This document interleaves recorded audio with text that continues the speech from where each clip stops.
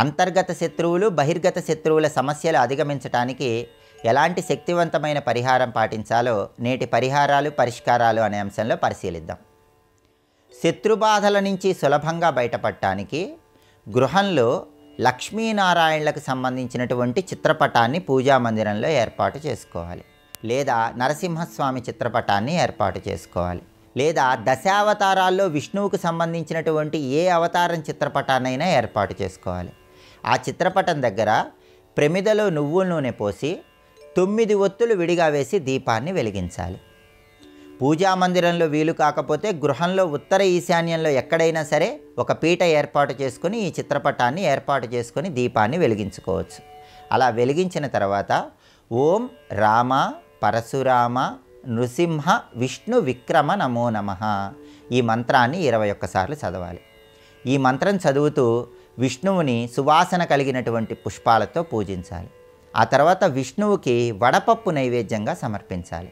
ఆ వడపప్పు ప్రసాదంగా స్వీకరించి కొంత వడపప్పు పక్షులకు ఆహారంగా వేయాలి. ఇలా 41 రోజుల పాటు చేయాలి. 41 రోజుల పాటు ఈ విధంగా ప్రతిరోజు కూడా విష్ణువుని పూజించిన తర్వాత 41వ రోజు సాయంకాలం పూట శత్రుబాధలన్నీ తొలగింపజేసుకోవాలని, అంతర్గత శత్రువులు, బహిర్గత శత్రుబాధలు తొలగింపజేసుకోవాలని మనస్సులో సంకల్పించుకుంటూ ఒక నలుపు రంగు వస్త్రాన్ని తీసుకొని 9 గురువింద గింజలు అందులో ఉంచి మూటగట్టి పారే నీళ్ళల్లో విడిచిపెట్టాలి. 42వ రోజు ఉదయం పూట విష్ణు సంబంధమైనటువంటి ఆలయానికి వెళ్ళి అర్చన చేయించుకొని గోసేవ చేయాలి. గోమాతకు ఆహారం తినిపించాలి. ఇలా 41 రోజుల పాటు ఈ ప్రత్యేకమైన పరిహారం పాటిస్తే అంతర్గత, బహిర్గత శత్రుబాధల నుంచి సులభంగా బయటపడవచ్చు. అలాగే రాగి కడియాన్ని ధారణ చేయటం ద్వారా కూడా శత్రుబాధల తీవ్రతను తగ్గింపజేసుకోవచ్చు.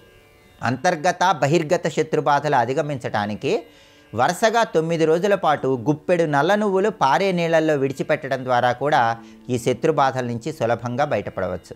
శివాభిషేకం చేసే వాళ్ళు ఎవరైనా సరే నల్ల ద్రాక్ష పండ్ల రసము, మిరియాలు కలిపి దాంతో శివాభిషేకం చేస్తూ ఉన్నట్లయితే కూడా శత్రుబాధల నుంచి బయటపడవచ్చు.